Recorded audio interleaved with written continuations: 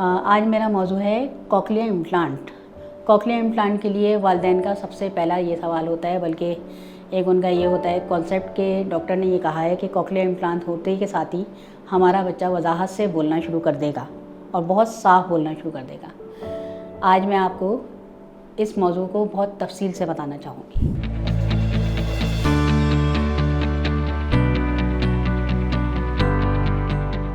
अस्सलाम वालेकुम, मैं डॉक्टर शबाना इस्लाम।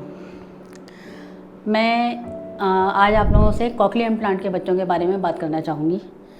कॉकलियर इम्प्लांट जिस वक्त बच्चों का किया जाता है तो वालिदैन को ये कहा जाता है कि आपका बच्चा बहुत साफ़ बोलना शुरू हो जाएगा, और वालिदैन इसमें आ जाते हैं कि कॉकलियर इम्प्लांट होगा और जो है बच्चा साफ़ बोलना शुरू हो जाएगा। मगर स्पीच थेरेपी के बगैर बच्चा साफ़ बोलना नहीं शुरू होगा। बिल्कुल एक जाहिर सी बात है कि एक जो बचपन से लेके 3 साल तक या 4 साल तक जब तक उसका कॉकलियर इम्प्लांट हुआ है, उसके जो माइलस्टोन्स हैं, जो बचपन से उस वक्त तक की जो आवाज़ें और जो फोनिक साउंड जो वो सीखता है, उन सब के ऊपर से वो उसकी प्रैक्टिस ही नहीं हुई है, तो फिर वो जो है कैसे बोल सकता है। जब तक हम उसकी अच्छी स्पीच थेरेपी नहीं करवाएंगे, जब तक वो जो है वाज़ेह तौर पे नहीं बोल सकता। इसलिए ज़रूरी है कि आप अपने बच्चे को कॉकलियर इम्प्लांट के बाद फौरी तौर पे किसी अच्छे स्पीच थेरेपिस्ट के पास लेके जाएं और ख़ुद भी उसके अंदर इंटरेस्ट लें कि वो साउंड्स को क्लियर करें। स्पीच थेरेपिस्ट सबसे पहले उसकी A to Z पूरी साउंड्स को क्लियर करेगा और उसके बाद उसको जो है एक ट्रेडिशनल वे पे जो है उसकी पूरी जो है थेरेपी करेगा, तब वो बोलने के लायक होगा और जो है फिर वो बहुत वाज़ेह बोलेगा। ये बात हकीकत है कि इससे जो है बहुत अच्छा और साफ़ बोलते हैं बच्चे। लगता है बाजार के खाने बहुत खाते हो। जी डॉक्टर साहब, मैं ये मेडिसिन प्रिस्क्राइब कर रहा हूँ, वो आप ले लेना। अब कोई भी मसला हो तो मरहम से डॉक्टर की ऑनलाइन कंसल्टेशन बुक करो, क्योंकि डॉक्टर से बात होगी अब घर पर।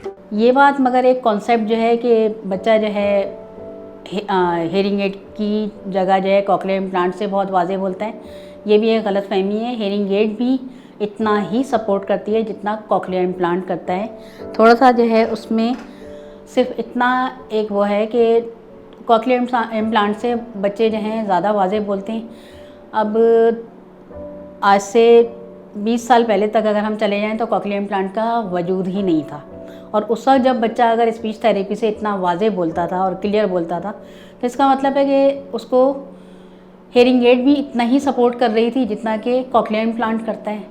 तो कॉकलियर इम्प्लांट भी स्पीच थेरेपी के ज़रिए ही बोलने के लायक बनाता है। अगर आप कॉकलियर इम्प्लांट करवाएंगे तो इसका मतलब ये नहीं है कि वो बग़ैर स्पीच थेरेपी के बच्चा बोलना शुरू हो जाएगा। कोशिश कीजिए कि जैसे ही कॉकलियर इम्प्लांट हो आप फौरी तौर पे इस काम पे आ जाएं कि उसको एक अच्छे स्पीच थेरेपिस्ट से साउंड प्रोडक्शन का काम शुरू करवा दें। जितनी अच्छी आप स्पीच थेरेपी करवाएंगे उतना ही अच्छा आपका बच्चा जो है बोलने के लायक हो जाएगा। यहाँ पर ये भी बता दूँ कि स्पीच थेरेपी जो है खाली स्पीच थेरेपिस्ट का ही काम नहीं है। स्पीच थेरेपी के बाद घर पे जो है माँ बाप का सबसे बड़ा काम ये है कि वो उस बच्चे के साथ बैठ के उन साउंड्स को रिपीट करवाएं। जो काम स्पीच थेरेपिस्ट करवा रहा है उससे बाकायदा पूछें कि आज आपने जो भी इसको साउंड प्रोड्यूस करवाई है उसका तरीका देखें और उसके बाद घर जाके आप लोग उस पर काम करें। 6 महीने में बहुत अच्छा एक बच्चा बोल लेता है अगर पेरेंट्स हमारे साथ ताउन करें तो। पेरेंट्स के ताउन से बच्चा बहुत वजाहत से और अच्छा बोलने लगता है। हर साउंड के लिए आपकी दी हुई प्रैक्टिस जो है वो बहुत काम करती है, क्योंकि स्पीच थेरेपिस्ट तो सिर्फ 1 घंटा गुजारता है, उसके बाद वालिदैन के पास 23 घंटे बच्चे के गुजरने होते हैं। उस 23 घंटे में वालिदैन उसके लिए कितनी स्ट्रगल कर सकते हैं। सिर्फ 6 महीने से साल तक अगर आप लोग वालिदैन उसके लिए मेहनत कर दें अपने बच्चे के लिए, तो उसका जो वो लॉस है, ज़िंदगी भर का जो लॉस है उसका, जो उसको प्रॉब्लम दे सकता है, उससे उसको निजात मिल जाएगी। साल भर आप लोग मिल के उसके लिए काम कर लें।